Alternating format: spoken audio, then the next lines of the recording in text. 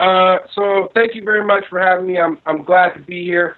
I am running for U.S. Senate. The tagline of our campaign is "Politics is culture, and culture is politics." And I want to really thank President Obama for helping us drive home the point.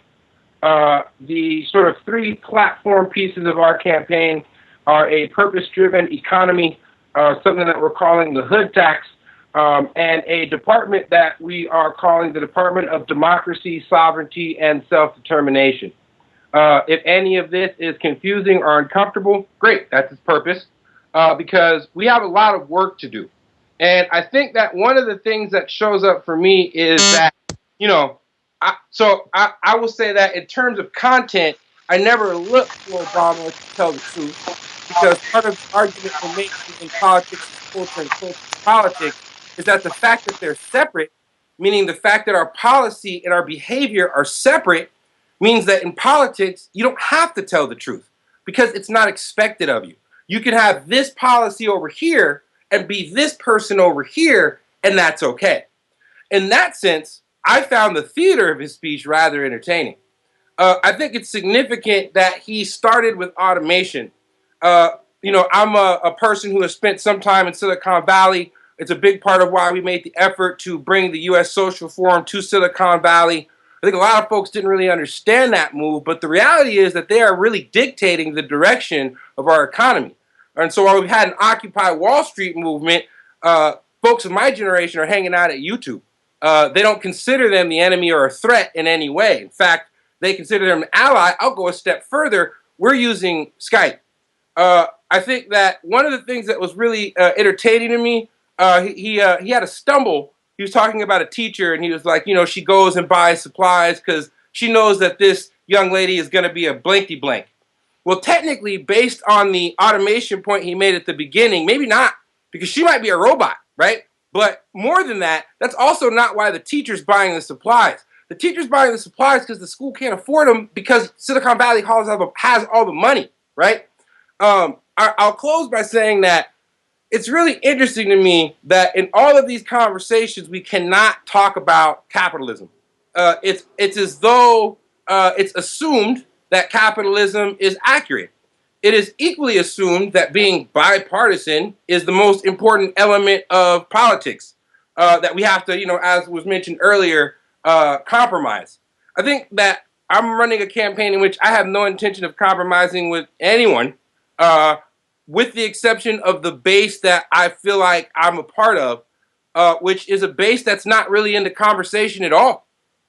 In fact, one of the things, and I'll close with this, I'm going to ask all of us to do, for those of us who are parents or who are grandparents, is to have a conversation with our family about what they think. Not tell them what you think. Ask them what they think. Because I think we'll find that it's a mistake for us to be telling generations that they need to register to vote. And what we really need to be doing is looking at who we are. In 2008, I wrote an article called Barack Obama is the New OJ. For those in the conversation, I just sent it to you. And, I wrote it at the time specifically to the black community and to the hip-hop community, which I do separate. Just I want to anchor that. But I got a lot of flack for that article. And in some ways isolated myself from a lot of the sort of mainstream sectors of what was considered the youth and hip hop movement. And, I'm saying this to anchor for those folks who are 8 years into Obama and they're like, oh, he lied. When I say things in this conversation that seem extreme, trust me, 8 years from now, they won't.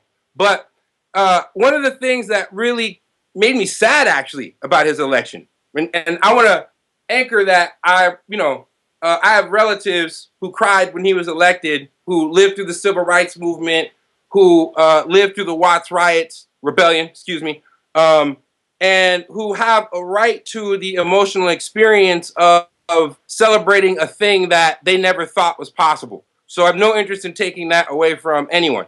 And what better person to introduce fascism than somebody who reminds you of MLK's dream? Now, if we really look at what MLK was talking about right before he died, he was talking about economic human rights.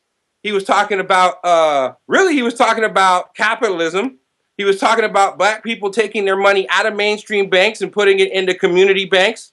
And I don't think Obama mentioned any of that. I could be mistaken, but I didn't hear it. If anyone wants to correct me, please do. But again, from where I'm sitting, that was always his job. And he's been great at his job. In fact, Kendrick Lamar just recently visited the White House.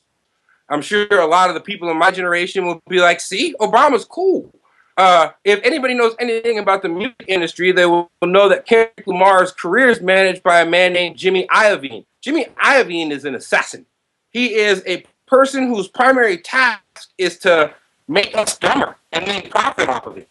Uh, Folks in the elders of many communities probably aren't aware of this or may not be concerned with it, but that's why they keep separating us, because none of us want to learn what we need to learn to understand each other. To a lot of the world, white people are terrifying. And the reason is because while many of them feel as though they're the safest people there are, we're living on stolen land that required mass slaughter to exist, and we're still acting like that didn't happen. It did.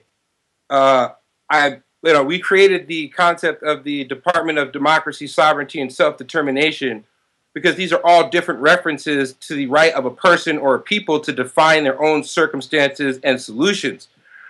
Even the fact that, we have to take this approach knowing it may or may not work because ultimately the rulers of everything don't care anyway.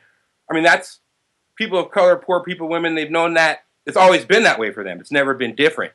One of the challenges of Occupy was that many people in the movement felt like it was the assertion of a group who had been receiving privileges for years and were now being robbed of them. And as such, what came up was the decolonization movement.